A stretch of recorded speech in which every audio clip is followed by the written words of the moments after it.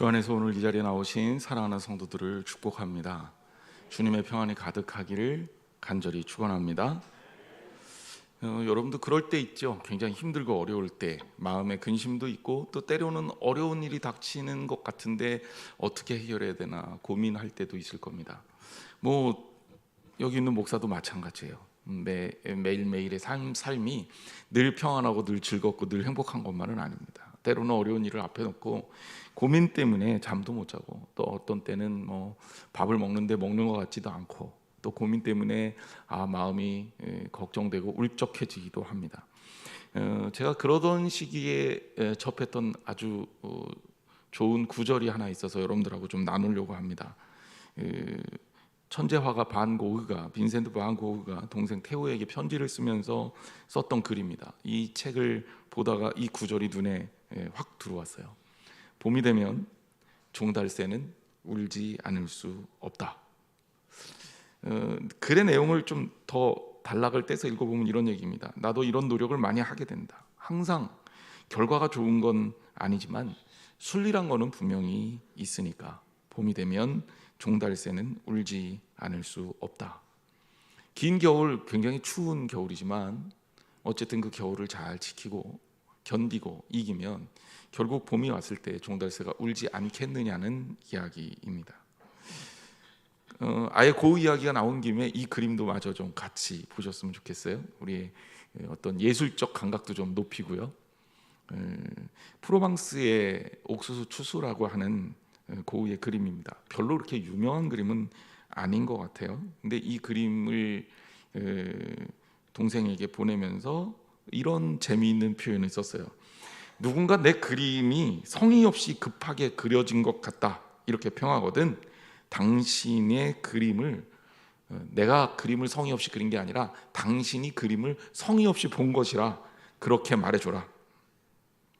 그러면서 이런 말을 덧붙입니다. 위 그림, 바로 프로방스의 옥수수 추수, 이 그림을 그리는 동안 밭에서 추수를 하고 있는 농부보다 결코 편하지 않은 생활을 했다. 고흐가 왜 이런 말을 했을까라는 게 어느 정도 미루어 짐작이 갑니다. 말하기 좋아하는 사람들은 고흐의 그림을 보고 아주 신랄하게 비판을 했어요. 당시의 그림들은 있는 그대로를 그대로 사진 찍듯이 정교하고 아주 명확하게 그리는 게 유행이었어요. 근데 여러분도 고흐 그림 뭐 대부분 아시겠지만 고흐의 그림은 굉장히 거칠죠. 섬세하게 묘사하기보다는 아주 터치가 굵습니다. 유화를 보면 아예 그냥 붓을 쓰지 않고 그러니까 막 이렇게 뭉갠 듯한 느낌이 들어요. 거칠죠. 그러니까 그 사람들, 기존의 그림에 대한 선입견을 갖고 있던 사람들이 왜 고흐의 그림이 이렇게 성의 없이 그려졌냐, 더더군다나 사실하고 너무 다르지 않냐, 보여줘 봐라. 그림을 보면 실제적으로 저거는 진짜 누가 봐도 그림이고 누가 봐도 대충 그린 것 같은 그런 느낌이지 않냐, 이런 비판을 신랄하게 받았습니다. 시간이 흐르고 시대가 지나면서 오늘날 반 고흐의 그림을 보고 야, 이 그림 참 성의 없이 그렸네, 누군가 이렇게 얘기하면 여러분 뭐라 그럴까요? 사람들이 야, 그림 볼 줄 모르는구나, 무식해도 저렇게 무식하냐, 어떻게 고흐 같은 그림을 보고 그림 한 점에 요새 1,000억 뭐 이 정도 하는데 우리 교인들은 뭐 그 정도는 놀라지도 않죠. 그런데 그런 그림을 갖다가 저 대충 그렸다고 그렇게 할 수가 있냐, 이런 얘기를 하겠지만 당시에는요 그게 일반적인 평가였습니다. 고흐가 그림을 처음 그렸을 때 1년 동안요 한 번도 물감을 안 쓰고 스케치만 했다고 합니다. 연습을 정말 죽으라고 한 거죠. 게다가 그가 남긴 그림을 보면 작품 수가 그래요. 스케치한 작품 수만 약 1,100장, 그리고 그림으로 그려진 유화 작품만 900장. 여러분, 이게 화가가 남기는 그림 중에 굉장한 다작입니다. 그래서 그의 생애를 걸쳐서 그가 그린 그 기간이 있을 거 아니에요. 원래 고흐는 목회자가 되겠다고 신학대학 시험 봤다가 계속 떨어지는 바람에 화가가 된 케이스거든요. 그런데 그가 일주일에 2편씩 그림을 그린 거예요. 일주일에 2편의 작품을 매주 평생 동안 그렸다. 이거 정말 엄청 노력한 거거든요.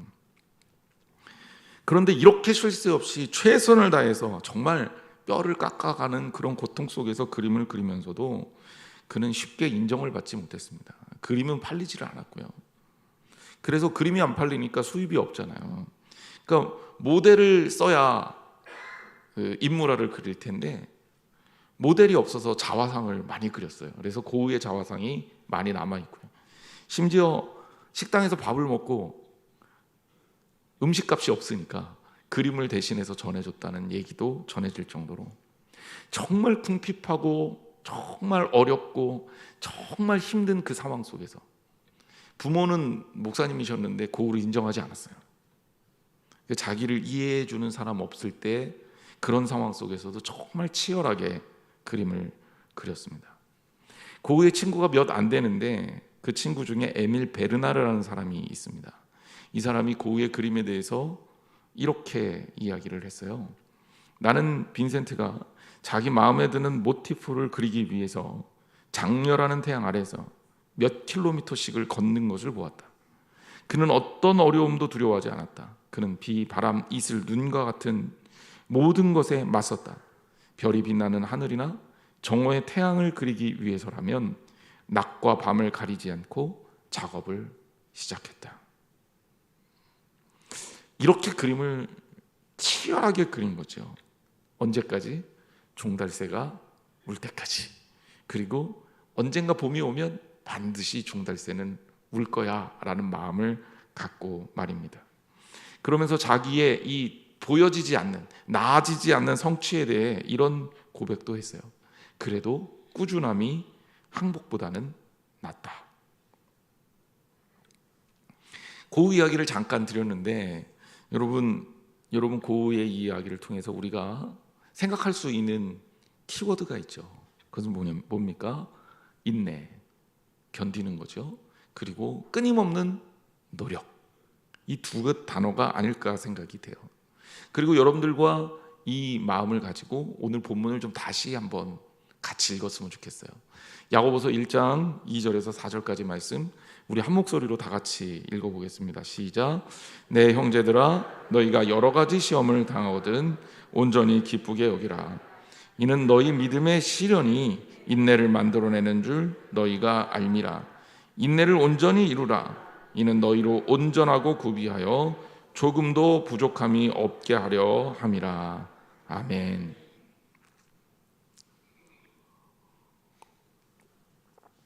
얼마 전 제가 운전을 하다가 차가 막히니까 나도 모르게 계속 불평 쏟아낸 것 같아요. 그랬더니 아내가 나한테 말하기를 아니 당신은 평소에는 그렇지 않은데 왜 이렇게 차만 막히면 사람이 달라지냐. 그래서 그 얘기를 듣고 나니까 실제로 그랬던 것도 같고 또 한편으로는 좀 부끄럽기도 하고 그래서 곰곰이 생각했어요. 왜 그럴까? 내가 분노 조절을 잘 못하나? 두 번째는 참을성이 없나? 세 번째는 성격이 급하나? 뭐 대부분 다 맞는 얘기겠죠. 결론을 내렸습니다. 내가 원래 그런 사람이구나. 평소에는 그게 목사기도 하고 그러니까 또 사람들 앞에 보여지는 것도 있고 그러니까 또 보기에도 비교적 좀 점잖은 쪽에 속하잖아요. 인정할 듯 안 하든 뭐 상관은 없는데 그렇게 자기가 남들 앞에 보여줄 때는 나를 좀 가리고 숨길 수 있어도 막상 이제 운전을 하게 되면 본성이 나오는 그게 내 본전이구나. 그러면서 하나님 앞에서 회개를 했던 기억이 납니다. 오늘 본문 말씀을 보면서 저 같은 사람 혹은 여기 중에도 있는 분들이 있겠죠. 우리 어떻게 보면 잘 참지 못하고 기다리지 못하는 인내하지 못하는 성도들에게 오늘 말씀이 귀한 말씀이 되리라 생각합니다. 말씀을 통해서 은혜 받으시기를 주님의 이름으로 축원합니다. 그러면 오늘 본문이 우리에게 이야기해 주는 것을 말씀의 맥락 그대로 따라가면서 한번 살펴볼게요. 첫 번째는 오늘 본문이 우리에게 무엇을 얘기해 주냐? 시험을 만나거든 온전히 기쁘게 여겨라 라는 거예요. 1장 2절 말씀을 그대로 보면 내 형제들아 여러 가지 시험을 당하거든 온전히 기쁘게 여기라 말씀이 이렇게 적혀 있습니다. 이 얘기는 뭐냐면 우리가 생각할 수 있는 것, 우리는 시험을 당할 수 있다. 그리고 그 시험도 여러 가지 형태로 우리에게 올 수 있다. 그렇죠? 때로는 경제적 어려움도 있을 수 있고 또 건강의 어려움도 있을 수 있고 또 사업상의 어려움도 있을 수 있고 대인관계가 어려울 수도 있어요. 이렇게 여러 가지 어려움이 닥쳐올 수 있다. 게다가 야고보가 여기에 어떻게 본문을 시작하고 있냐면 내 형제들아 이렇게 시작하고 있단 말이에요. 저기 있는 그 누군가가 시험을 당하는 게 아니라 저기 있는 나랑 관계없는 누군가가 시험을 당하는 게 아니라 우리가 시험을 당하고 시련을 당하는 것은 우리들이 당하는 거예요.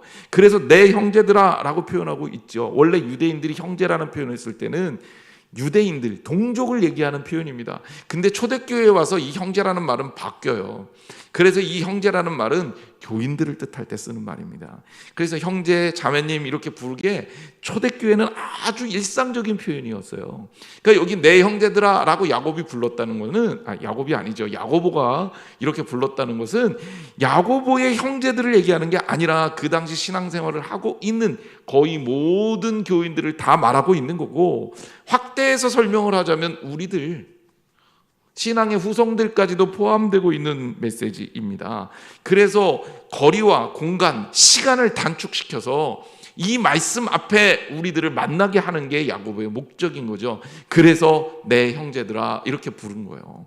야고보서는 특별히 어떤 교회 대상들을 위해서, 예를 들자면 고린도전서 후서처럼 고린도 교회를 위해 썼다거나 혹은 로마서처럼 로마 교인들을 위해 썼다거나 이런 성경이 아니에요.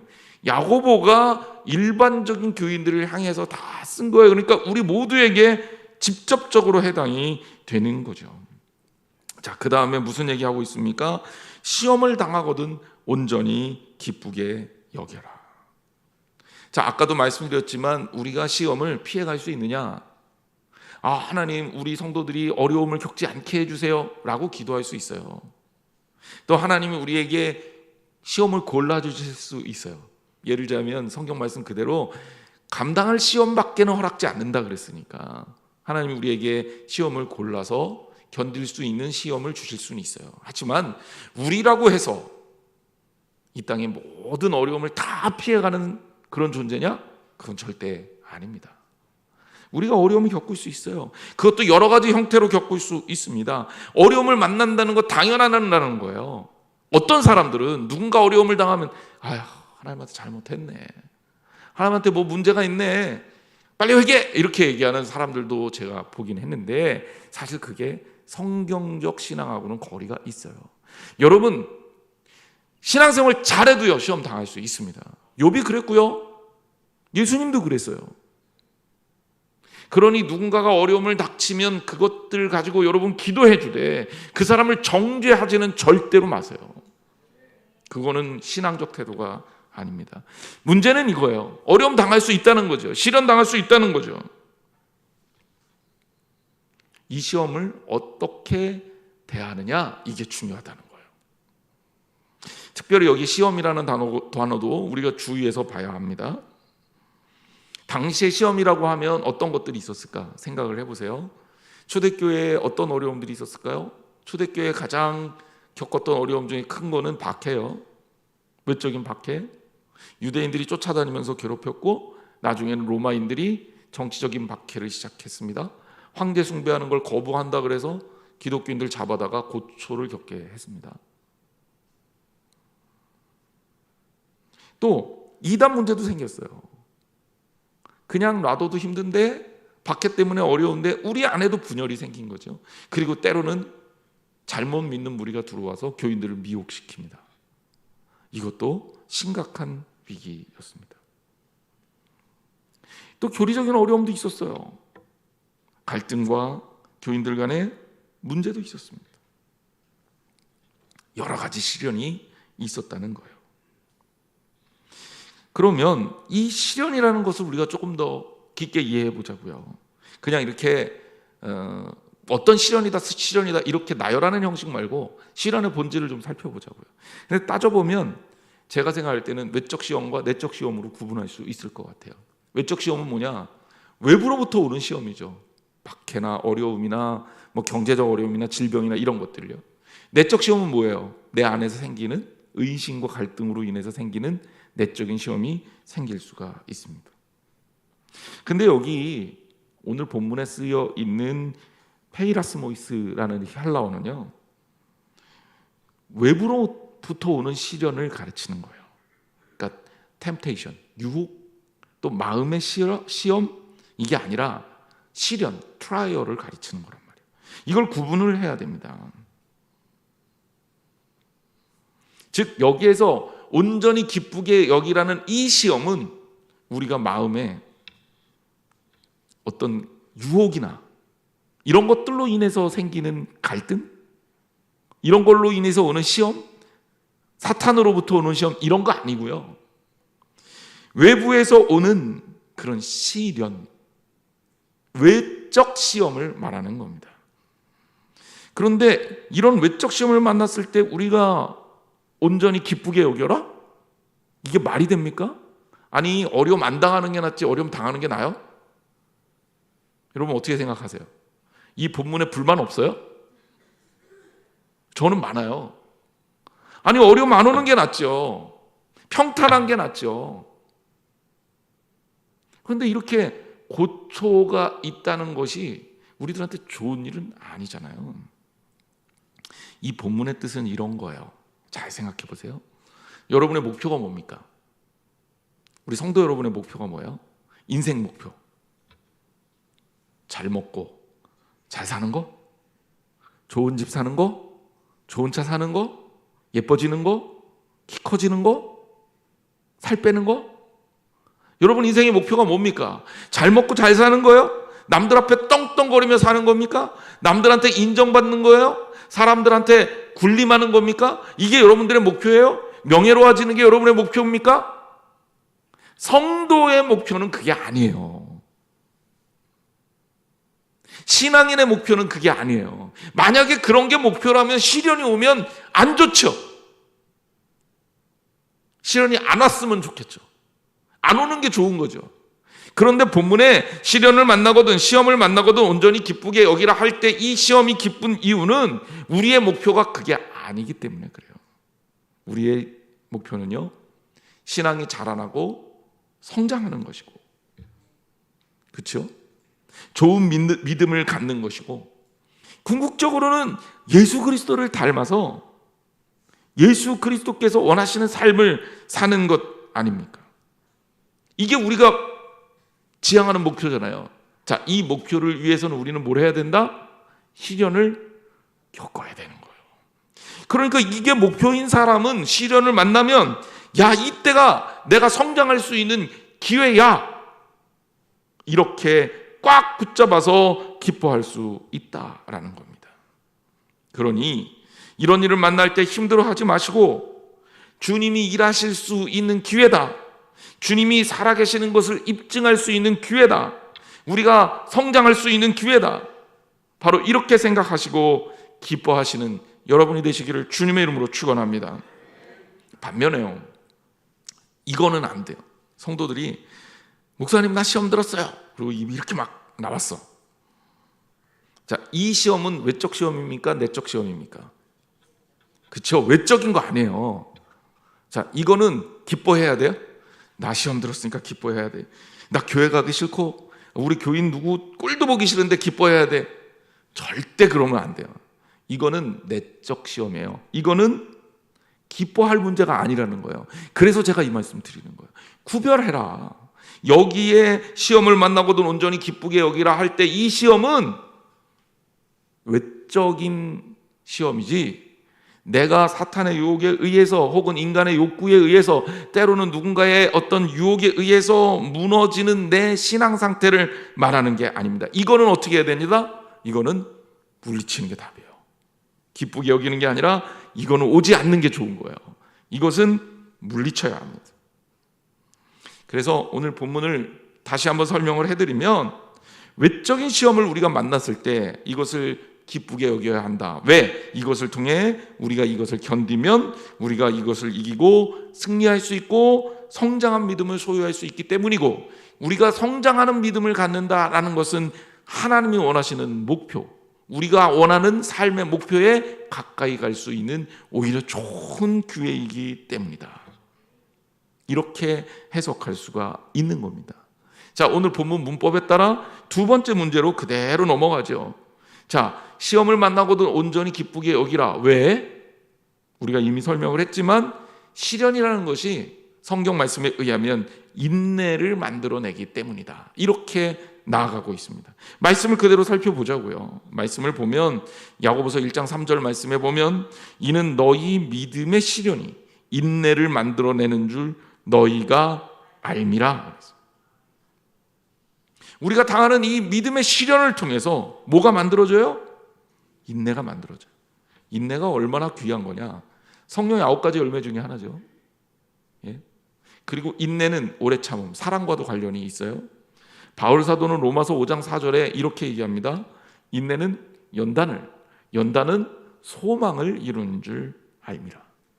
그러니까 인내가 그냥 생기는 게 아니라 인내를 통해서 연단이 되고, 연단을 통해 하나님 나라의 소망을 소유하는 사람이 된다라는 겁니다.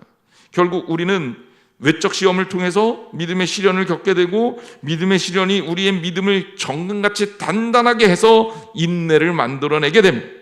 성령의 9가지 열매인 하나, 이 인내가 시험을 통해 열매가 맺어지며, 이 인내는 결국 소망으로 연결되는 것이니, 시험을 만날 때 우리가 시험을 회피하고 왜 왔어?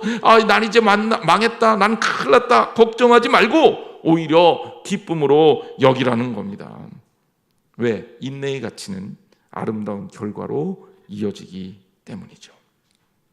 자, 오늘 본문 말씀은 여기서 끝나지 않아요. 이 인내가 우리한테 얼마나 귀중한 것인지, 우리 성도들에게 얼마나 소중한 것인지를 그대로 설명해주고 있습니다. 그럼 인내는 뭘 만들어주냐? 야고보 사도는 이렇게 설명하죠. 인내는 우리의 부족함을 채워준다. 1장 4절 말씀입니다. 인내를 온전히 이루라. 이는 너희로 온전하고 구비하여 조금도 부족함이 없게 하려 함이라. 인내를 통해서 우리가 완전해질 수 있다는 거예요. 여기 온전이라는 단어도 제가 이제 녹색으로 표시를 해놨지만 굉장히 중요한 단어입니다. 인내를 온전히 이루라는 얘기는, 그럼 인내를 어떻게 온전히 이루라는 얘기야? 이런 느낌으로 오잖아요. 이 온전이라는 단어를 살펴봐야 됩니다. 여기 텔레온이라는 말인데, 온전이라는 말은 이것은 헬라어의 목적이라는 텔로스라는 단어에서 온 거예요. 인내를 온전히 이루라는 얘기는 목적을 이룰 때까지 포기하지 말고 끝까지 참고 견디라는 거예요. 그러니까 인내를 이루라는 얘기가 끝까지 견디고 끝까지 참으라는 거예요. 나 조금만 참으면 되지, 이게 인내가 아니라는 거죠. 내 성격이 굉장히 급한데 지금만 넘어가면 돼, 이게 인내가 아니라는 거예요. 성령의 은사로서의, 성령의 열매로서의 인내는 우리에게 어떤 것이냐? 참아지는 거고 견뎌지는 거예요. 주님의 능력에 의해서. 언제까지? 끝까지, 끝날 때까지. 내가 화가 나지만 참아준다. 내가 참아줘. 그리고 집에 가서 이를 뿌드득 깔고 잠을 못 자고, 이거 인내 아니라는 거예요. 성경에서 말하는, 그래서 이 시험을 통해서 만들어진 인내는 주님 오실 때까지 견디는 능력이요, 크리스찬의 성품이요, 성령의 은사요, 성령의 열매입니다. 왜? 이게 얼마나 귀중한지 보세요. 이것이 너희로 온전하여 구비하여 조금도 부족함이 없게 하려 함이라. 이제 말이 좀 어렵죠. 그래서 제가 여러분들을 위해서 세번역 성경을 가져왔어요. 세번역 성경에 조금 더 쉽게 우리에게 표현이 되어 있습니다. 야고보서 1장 4절 말씀을 세번역 성경으로 읽어보면 이렇게 되어 있어요. 여러분은 인내력을 충분히 발휘하여 조금도 부족함이 없이 완전하고 성숙한 사람이 되십시오. 인내를 통해, 인내력을 발휘해서 우리는 일단 부족함이 없는 사람이 될 수 있다. 인내가요. 그리고 완전하고 성숙한 사람이 될 수 있다는 얘기예요. 뭐가요? 인내를 통해서. 여러분, 아까 제가 잠깐 얘기했죠. 우리가 지난주에 웨슬레 회심 주일을 지켰지만 우리 기독교 교리 또 감리교 교리 중에 굉장히 중요한 교리가 있는데 그게 성화라는 교리예요. 성화라는 뜻은 거룩하게 된다라는 말이잖아요. 한마디로 예수 그리스도를 닮아가는 거예요. 매일 예수 그리스도를 닮아가는 것은 말 그대로 매일매일 그리스도께 가까이 간다는 얘기예요. 얼마나 귀중한 것입니까? 근데 이게 그냥 되느냐? 성경은 우리에게 말하고 있는 거죠. 인내를 통해서 이 성화를 이룰 수 있다라는 겁니다. 이 성화를 이루게 되면 어디까지 가느냐? 웨슬레 목사님은 이 부분을 설명하면서 이렇게 얘기해요. 결국 그리스도께서 내 안에, 내가 그리스도 안에 있는 그리스도인의 완전을 이루게 된다는 거예요. 이게 우리들의 목표여야 된다는 거예요. 다시 정리하면 예수 그리스도를 닮아가는 과정, 이것이 우리에게 중요하고, 그리고 결국 닮아가면서 우리의 생각이 그리스도의 생각과 일치되는 지점까지 가는 거예요. 이게 거의 불가능하죠. 불가능하죠. 뭐예요? 우리가 그걸 위해서 한 발 한 발 매일매일 나아가야 된다는 거예요. 근데 그러기 위해서 뭐가 필요한 거예요? 인내가 필요하다. 여러분 생각해 보십시오. 신앙생활을 몇십 년을 했는데 처음 할 때랑 지금하고 똑같아. 인격적으로 성숙이 하나도 안 돼 있어. 여전히 미워할 사람은 여전히 미워하고, 사랑하지 못하고, 용서하지 못하고. 그러면 하나님께서 기뻐하시겠냐는 거예요. 6월 달에는 저희가 7월 감사주의를 앞두고 성품 훈련을 좀 할까 해요. 그래서 우리 교인들이 조금 더 그리스도의 마음과 몸을 닮아가는, 그리고 그분의 생각과 성품을 닮아가는 훈련을 좀 해볼까 지금 생각하고 있습니다. 그건 다음 주에 발표할 거니까 기대하시고, 그렇다고 안 하면 막 때리고 이런 거 아니니까 겁먹지 마시고. 여기에서 중요한 건 뭡니까? 우리가 그리스도를 닮아가는 것이 삶의 목표고, 그리스도의 완전에 이르는 것이 우리의 삶의 목표라면 이것을 이루게 하는 것, 우리로 하여금 부족함이 없게 이런 것들을 이루게 하는 것. 아까도 얘기했잖아요. 저도 부족하고, 여러분들 중에 일부는 그렇게 생각하지 않을지 모르겠지만 우리도 부족한데, 이 부족함을 채우는 것이 뭐다? 인내다. 인내가 부족함을 채워서 완전하게 할 수 있게 만드는 하나님의 능력으로서 우리에게 주어진 거다라는 거예요. 그래서 인내를 통해 그리스도를 닮아갈 수 있고, 결국 그리스도께서 나의 삶을 주장할 수 있게 된다는 거예요.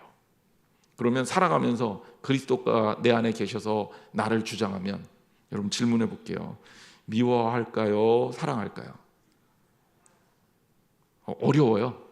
예수님이 우리 안에 있는데 내가 누군가가 미울까요? 용서할까요? 그죠? 도와줄까요? 모른 척할까요? 그렇죠? 신앙생활 열심히 할까요? 대충 할까요?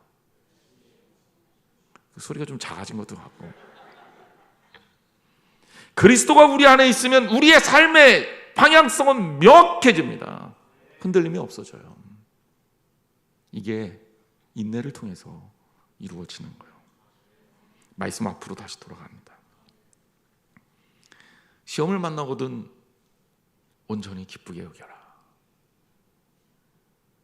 야고보 사도의 이 메시지가 우리한테 중요한 이유는 우리가 이런 것들을 이룰 수 있기 때문에 그래요.